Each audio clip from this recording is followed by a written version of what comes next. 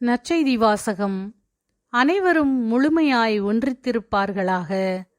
யோவான் எழுதிய தூய நற்செய்தியிலிருந்து வாசகம். அதிகாரம் 17, இறை வசனங்கள் 20 முதல் 26 முடிய. அக்காலத்தில் இயேசு வானத்தை அண்ணாந்து பார்த்து வேண்டியது: தந்தையே, என் சீடர்களுக்காக மட்டும் நான் வேண்டவில்லை, அவர்களுடைய வார்த்தையின் வழியாக என்னிடம் நம்பிக்கை கொள்வோருக்காகவும் வேண்டுகிறேன். எல்லாரும் ஒன்றாயிருப்பார்களாக.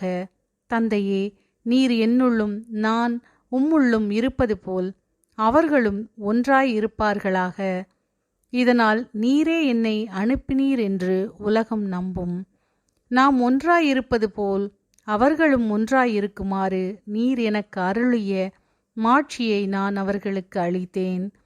இவ்வாறு நான் அவர்களுள்ளும் நீர் என்னுள்ளும் இருப்பதால் அவர்களும் முழுமையாய் ஒன்றித்திருப்பார்களாக.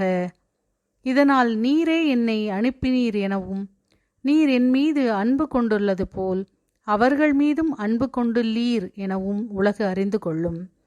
தந்தையே, உலகம் தோன்றும் முன்னே நீர் என் மீது அன்பு கொண்டு எனக்கு மாட்சி அளித்தீர். நீர் என்னிடம் ஒப்படைத்தவர்கள் என் மாட்சியை காணுமாறு அவர்களும் நான் இருக்கும் இடத்திலேயே என்னோடு இருக்க வேண்டும் என்று விரும்புகிறேன். நீதியுள்ள தந்தையே, உலகு உம்மை அறியவில்லை, ஆனால் நான் உம்மை அறிந்துள்ளேன். நீரே என்னை அனுப்பினீர் என அவர்களும் அறிந்து கொண்டார்கள்.